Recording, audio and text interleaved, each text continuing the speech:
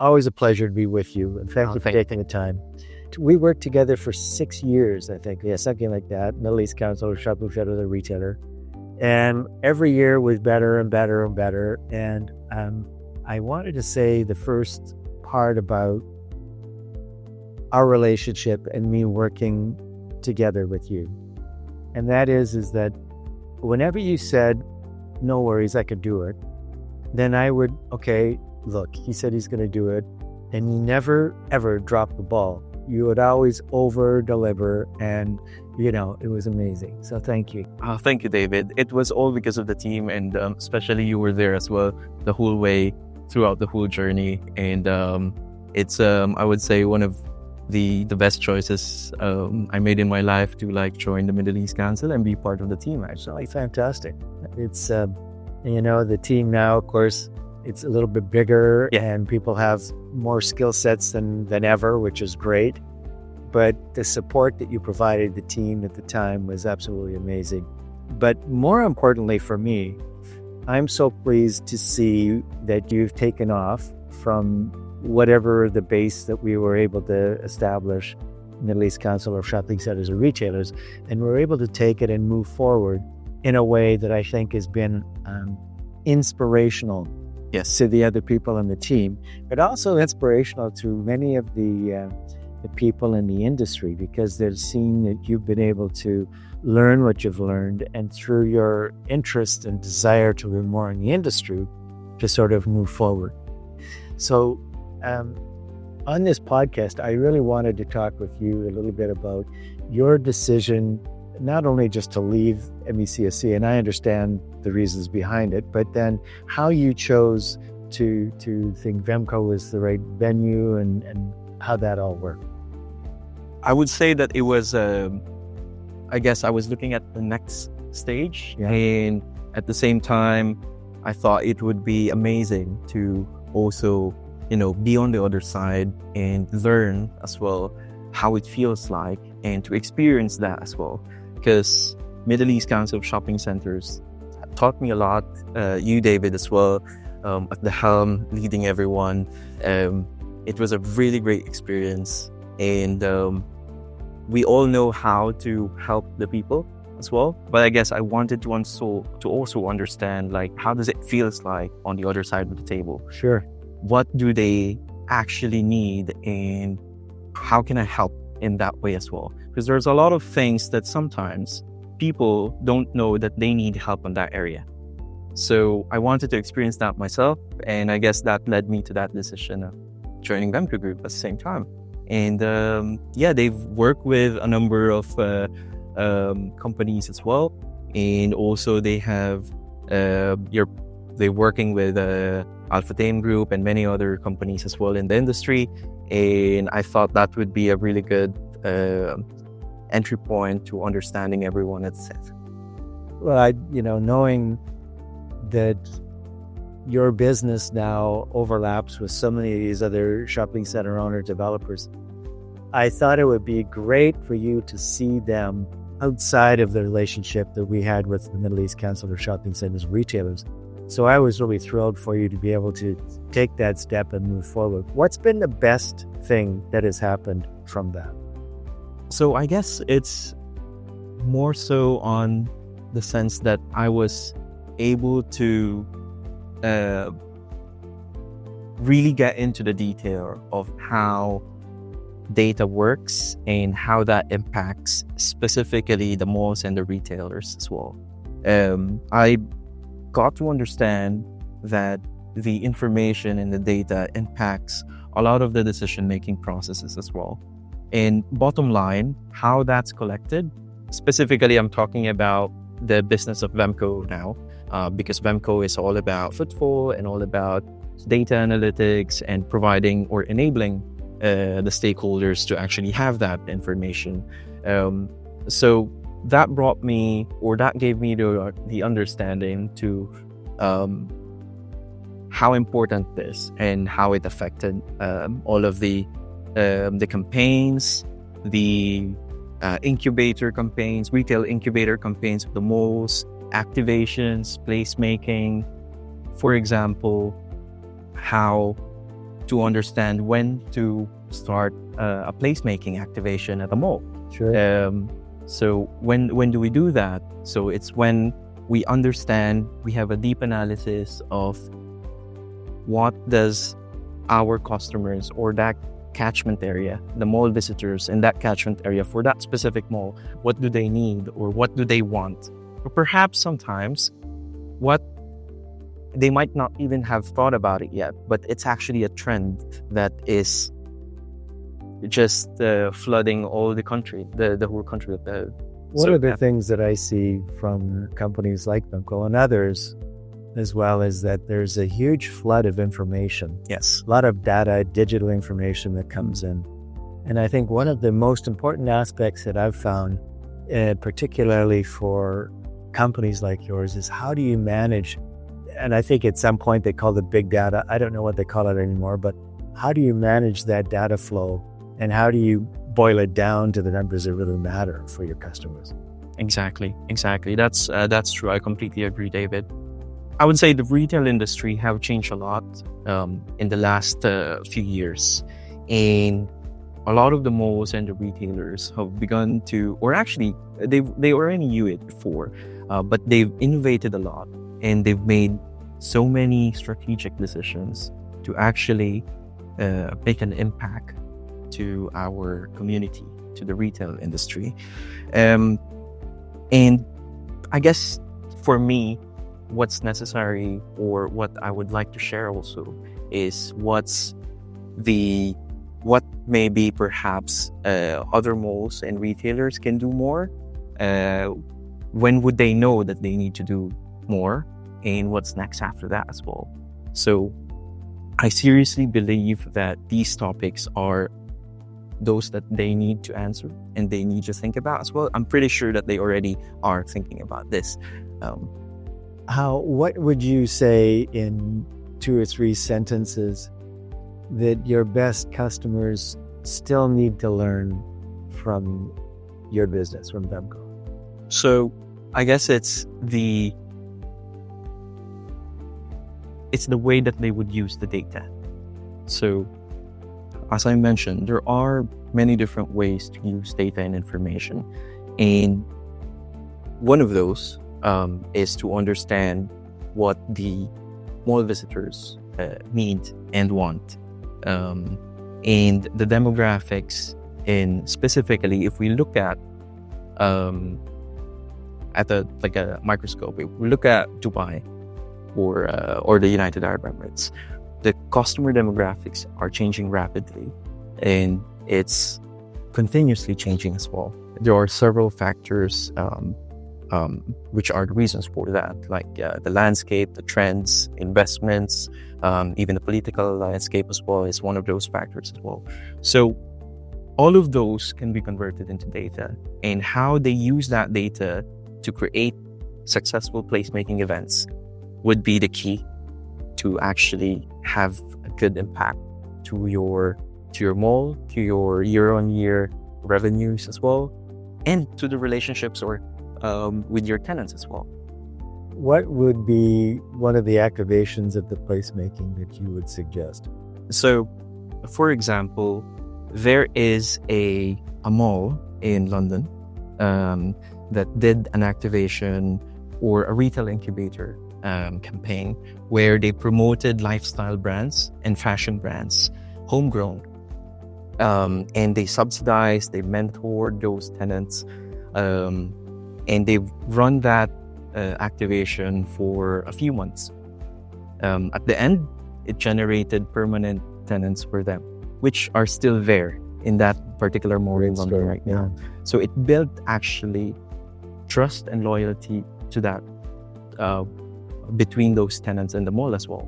And at the same time, I believe it's a testament that it's not only those big brands, but we could also look into, or I would say, it's not only those big brands that we need to focus on building relationship with, but we could also look at into the other brands as well, the local homegrown ones as well.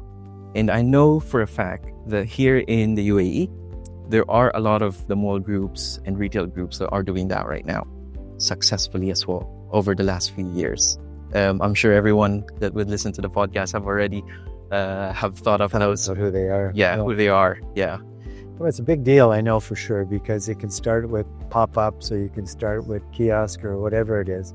But at least what you're doing is allowing, generally speaking, smaller business people to get going. Yes. Giving something a try. Yes. And maybe fulfilling a dream that they've always hoped to have. So exactly. Those are all great things to do.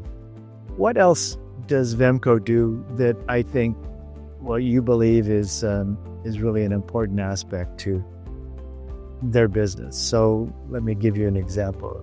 You're sitting down with a customer, a good client, and you're trying to outline to them the primary benefit of utilizing Vemco. Yes. What would you say? So I would say it's about understanding your customers. It's about knowing where they're going. Knowing where they're going in the shopping and environment, how they're moving about inside of your assets, and ultimately their customer behavior as well. Because there are so many applications of specifically footfall and understanding your sales conversion as well. You would normally start with understanding the whole footfall for the whole of the mall or the asset, whether it's a super regional mall, a community mall, a retail strip mall, or a fully outdoor park.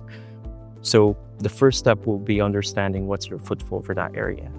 I would say the next one would be understanding where they're going inside of that. So that basically allows the mall management team to identify different areas where they could maybe work on better, or maybe there's something more, maybe that area, for example, has more female, or that area has more male, or that area has more adult and child. So many different applications. They could introduce pop-ups, they could introduce specific campaigns, even integrate it with push notification technologies with other service providers as well, further increasing the engagement of the mall visitors as well.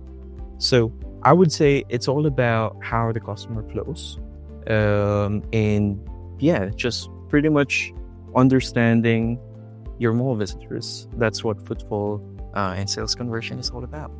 Give me a better, and the people who are listening to this, give us a better sense of what's the primary measurement tool. Is it CCTV cameras? Is it heat mapping? What is it? What's the primary? So it's called stereoscopic sensors. So the sensors for footfall counting are called stereoscopic sensors. And what it basically does, is that it identifies the XYZ coordinates of people passing through. Okay, so a really important factor is that it doesn't capture biometric data, because we understand that specifically here in the Middle East region, that is something that is data privacy is really important. Sure.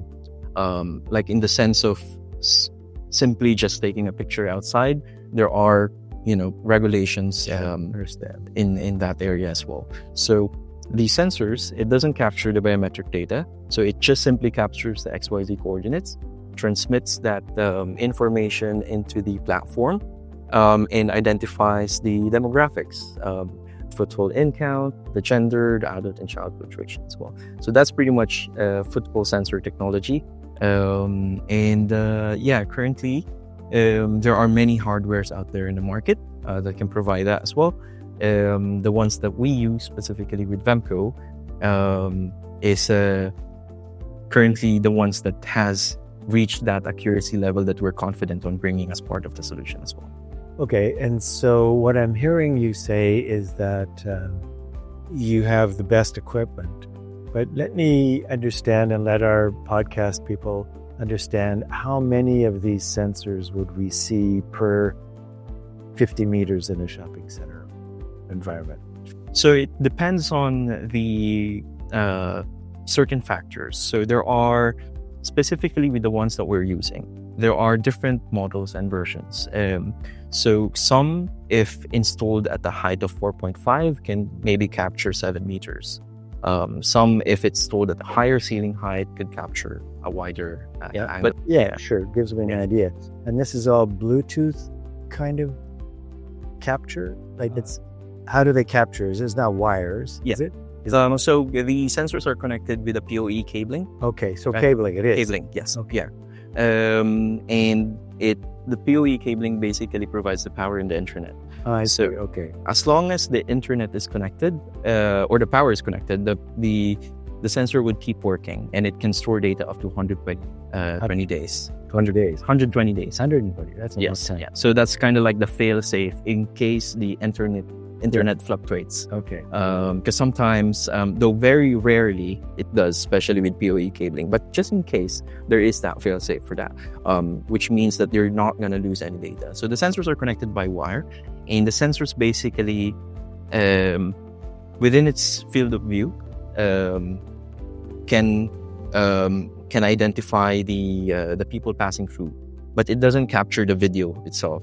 Within the sensor, it has the firmware itself converts that into data, and then that's what's transmitted into the servers, basically. Yeah. And I'm talking about 10 years ago, so this is the old days, when you would have people counters and other sorts of measurement devices in front of stores that were not necessarily paying the percentage rent that you hope you would receive. And in those days, you could do people counter numbers to show sometimes number of bags, sometimes number of people, heat map, all of that. Yeah. One of the things that I was thinking that, and maybe you can guide me on this, some of the businesses that are in your domain believe that once they set up and they capture a mall, specific mall as a customer, that they can basically rest assured that they don't worry, this is our customer for a long time. However, what I was been learning is that with most customer-client relations, if you don't deliver properly, yes, it's on with the next. Is that accurate? Absolutely. So the need to deliver is always there, and through a strict service level agreement and quality assurance in place, it's imperative to make sure that the solution is running perfectly all the time as well. It's actually interesting because the sensors that we use, for example, we don't lock it into with us. So basically, the sensors for us, for example, sensors that we use or we deploy to the malls, once it's been deployed as part of the solution, that's the malls, right? And they can actually use that with anyone else as well. Okay. So that's basically for us is we have to make sure to keep those clients happy, because they can always use that with other service providers as well. Yeah. I would think also that your competitors are probably always on the lookout, as you would be for your competitors, to try and figure out the best way that you can manage the opportunity. Yeah, I mean, I strongly believe that everyone's actually really, really would like the industry as a whole to grow. And everyone's really contributing in their own way as well to help the malls and the retailers as well. So everyone's doing a great job, and I think it's great, actually. You, I believe, are on more or less the front end at the sales side. Is that accurate? On my role. Your role? Yeah. So it's kind of like a mix. Okay. So right now I'm the strategic development manager of Vemco Group. So I'm involved in not only the business development side. We have a business development team as well. But I'm also involved in the stakeholder relationship, how it's going with the existing account, understanding what the industry would need, and also deep diving on the things that are required by the existing clients as well. Yeah. It sounds like you've got a handful of what you're doing. So give me an idea about the scope and breadth of the Vemco team. So I understand what you're doing now.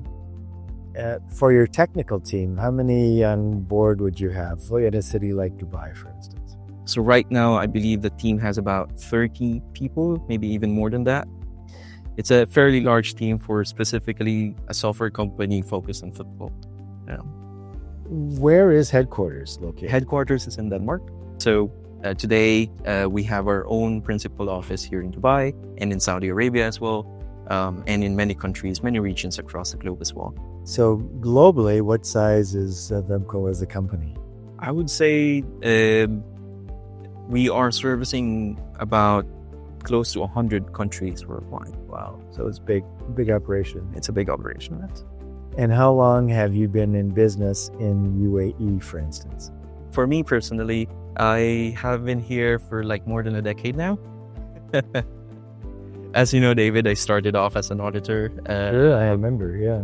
So I've never really, I'll be honest, I never really thought about going to Dubai, but I would say it's the best decisions I've made.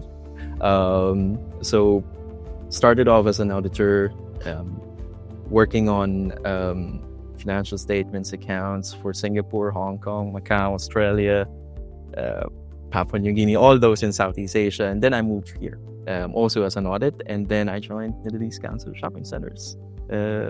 Part of the joy of knowing that you had done a lot of audit work was the fact that you knew your way around numbers and spreadsheets. So I knew that you were a detailed kind of person, and that was an important aspect for us when we were looking to bring you on board. Yes. So what's the future hold for you and Vemco then? What's the next step? So the company is growing a lot, and I'm really looking forward to seeing it develop.